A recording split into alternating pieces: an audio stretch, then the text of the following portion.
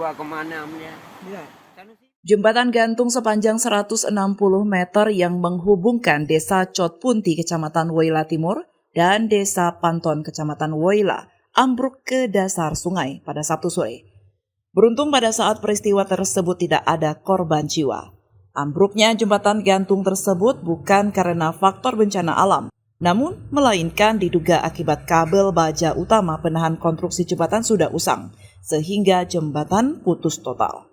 Selama ini, akses kedua desa dan sekitarnya hanya menggunakan jembatan tersebut karena jarak tempuh yang dekat hanya 3 km. Namun untuk memenuhi kebutuhan warga, kini terpaksa menggunakan jalur lain dengan jarak tempuh mencapai 12 km. Putusnya akses warga tersebut membuat aktivitas anak-anak sekolah dari Panton menuju Woila Timur kini terhambat. Tidak hanya itu, ambruknya jembatan juga membuat para petani sangat terkendala dalam membawa hasil pertaniannya ke pasar.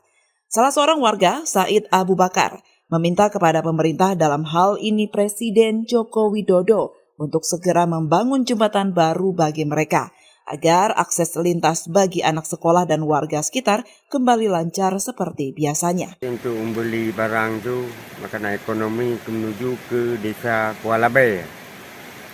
Kira-kira hubungannya mencapai 12 km antara desa Cotpunti dengan desa Panton termasuk desa Jawi. Sebelumnya berapa jauh kalau misalnya ada jembatan nih? Kira-kira 3 kilo. Kami mohon segera Bapak Jokowi harus diperbaiki jembatan gantung desa Cotpunti menuju arah Panton segera dibangun. Mohon.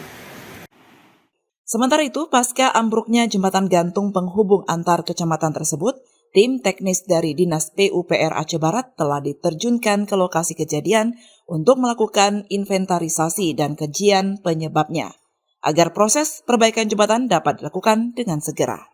Dari Aceh Barat, Orian Saputra melaporkan untuk Puja TV Aceh.